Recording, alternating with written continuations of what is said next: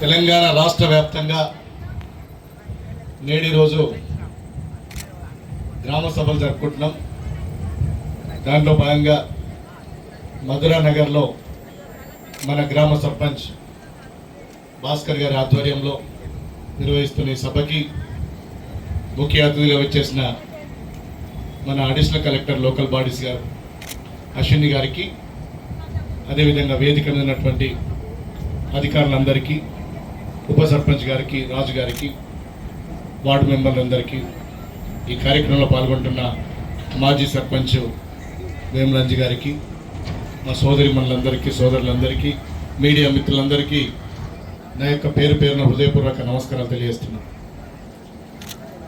సరిగ్గా 2 సంవత్సరాల కిందట మీరందరూ ప్రజాపాలన కోరుకొని కాంగ్రెస్ పార్టీ ప్రజాప్రభుత్వాన్ని ఏర్పరచుకున్న తర్వాత 2 సంవత్సరాల తర్వాత మరొకసారి ప్రజలతో మమేకం కావాలి, గ్రామాల్లో ఏం సమస్యలున్నాయి, ప్రజలు ఏ సమస్యలను ఎదుర్కొంటున్నారు అని చెప్పి మన ముఖ్యమంత్రి గౌరవనీయులు రేవంత్ రెడ్డి గారు ప్రతి గ్రామంలో గ్రామ సభ ఏర్పాటు చేసి ఆ గ్రామ సభలో ఆ గ్రామంలో ఎదుర్కొంటున్న సమస్యలు, అదేవిధంగా ప్రభుత్వం దృష్టికి తీసుకురావాల్సినటువంటి సమస్యల్ని చర్చించే ఉద్దేశంతో ఈ గ్రామ సభను ఏర్పాటు చేసుకున్నాం. ఈ 2 సంవత్సరాల కాలంలో ఈ రాష్ట్రం గత ప్రభుత్వం లక్షల కోట్ల అప్పు చేసినప్పటికీ అభివృద్ధిలో కానీ సంక్షేమంలో కానీ ఎక్కడ కూడా వెనుకకు పోకుండా అన్ని రకాలుగా అభివృద్ధి చేస్తున్నాం. సాంకేతిక కారణాలు మినహాయిస్తే ఆ రోజు రైతులు తీసుకున్న 2 లక్షల రూపాయల అప్పును మనం ఏకకాలంలో మాఫీ చేసింది తెలంగాణ రాష్ట్ర ప్రభుత్వం. అంతేకాదు గత ప్రభుత్వం, గత ముఖ్యమంత్రి వరేసుకుంటే ఊరేసుకున్నట్టు మీరు వరేసుకోకూరు అని చెప్పింది.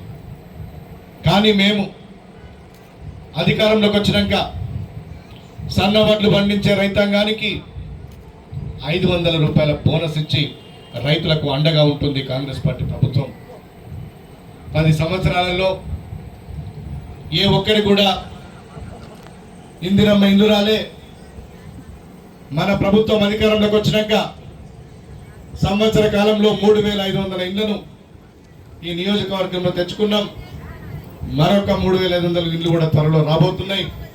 ఈ మధురా నగర్లో చాలా మందికి ఇల్లు లేని వాళ్ళు ఉన్నారు, ఇళ్ళ స్థలాలు లేని వాళ్ళు ఉన్నారు.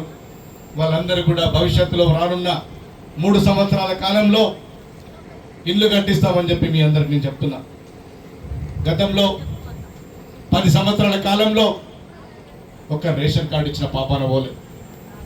ఇంట్లో పెళ్ళైన స్త్రీలు ఉండరు, పిల్లలు 10 ఏళ్ళకి ఎదిగినా కూడా కనీసం ఒక రేషన్ కార్డులో పేరు ఎంట్రీ కానటువంటి పరిస్థితి ఉండే. ఇలా మన ప్రభుత్వం వచ్చినాక ప్రతి ఇంటికి కూడా కొత్తగా రేషన్ కార్డులు ఇచ్చినాం, కొత్తగా పేర్లు నమోదు చేసుకున్నాం. ఇది ఆన్గోయింగ్ నిరంతర ప్రక్రియ.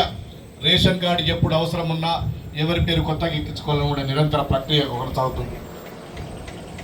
గతంలో రేషన్ షాపులలో దొడ్డు బియ్యం, ముక్కిపోయిన బియ్యం ఉంటే ఈరోజు ప్రతి కుటుంబానికి మనం సన్న బియ్యం ఇస్తున్నాం.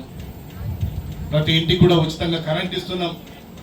200 యూనిట్ల లోపు కరెంటు వినియోగించుకున్న ప్రతి ఒక్కరికి ₹1 కూడా కరెంటు బిల్లు లేకుండా కడుతున్నారు. అమ్మ మీరు ఎవరన్నా ఈ టెంట్ కింద కూర్చున్న ఎవరు కడుతున్నారు కరెంటు బిల్లు? ఎవరు కడుతుండ్రు? ఫ్రీగా వచ్చిన వాళ్ళందరూ చేయలేవట్టు కరెంటు ఫ్రీగా వచ్చిన వాళ్ళంతా.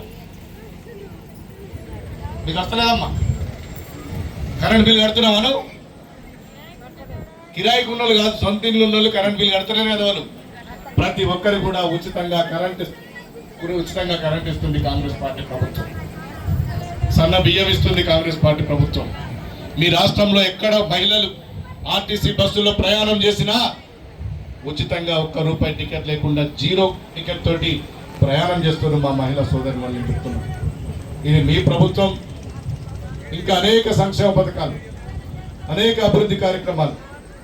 మన సర్పంచ్ భాస్కర్ గారు ప్రతిరోజు కూడా మా మధురా నగర్లో ఈ సమస్య ఉంది, ఆ సమస్య ఉంది అని రోజు నా వెంట పడుతూ ఇలా అన్ని కార్యక్రమాలు కూడా చేసుకుంటుండు. ఇంకా ఈ గ్రామంలో భవిష్యత్తులో రోడ్లు కానీ, డ్రైనేజీ కానీ, కమ్యూనిటీ హాల్స్ కానీ మీరు ఏది కోరితే అది ఈ సర్పంచ్ భాస్కర్ గారి ఆధ్వర్యంలో నేను చేస్తానని చెప్పి మీ అందరికీ మాటిస్తున్నా. ఎవరికి రేషన్ కార్డు లేకున్నా ఒక మాట నేను చెప్పండి, నాకు చెప్తాను, నేను చెప్పిస్తాను.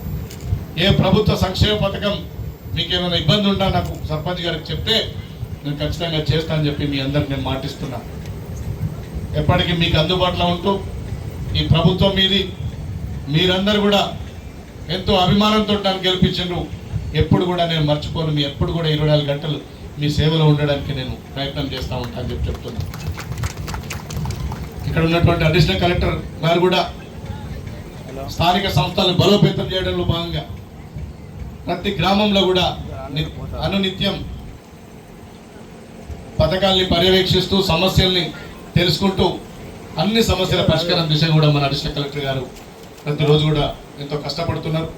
వారికి కూడా మన గ్రామం తరఫున ప్రత్యేకంగా నేను కృతజ్ఞతలు తెలియజేస్తున్నా. అదేవిధంగా ఎంపీడీఓ గారు కూడా నిత్యం ఈ మధురనగర్ గతంలో స్పెషల్ ఆఫీసర్ ఉంటారు, మీరు స్పెషల్ ఆఫీసర్గా ఉన్న కాలంలో కూడా ఇలా చౌరస్తాలో రోడ్డు కట్టడం కానీ అనేక అభివృద్ధి కార్యక్రమాలు అప్పుడు 2 సంవత్సరాలు దాదాపు 2 సంవత్సరాలు సర్పంచ్ లేని సమయంలో కూడా స్పెషల్ ఆఫీసర్గా ఉండి అనేక పనులు చేశాం. భవిష్యత్తులో కూడా మీకు ఏ పని ఉన్నా చేయడానికి మేమందరం కూడా సిద్ధంగా ఉన్నామని తెలియజేస్తూ, ఇంకా చాలా గ్రామాలు గ్రామ సభలు అవుతున్నాయి కాబట్టి పోయే అవకాశం ఉంది కాబట్టి తర్వాత కూడా ఈ మీటింగ్ ఇట్లే నడుస్తుంటుంది. మన అడిషనల్ కలెక్టర్ గారు ఉంటారు, ఎంపీడీఓ ఉంటారు, మన సర్పంచ్ గారి ఆధ్వర్యంలో ఈ సభ నడుస్తుందని చెప్తూ నేను మీ దగ్గర సెలవు తీసుకుంటున్నాను.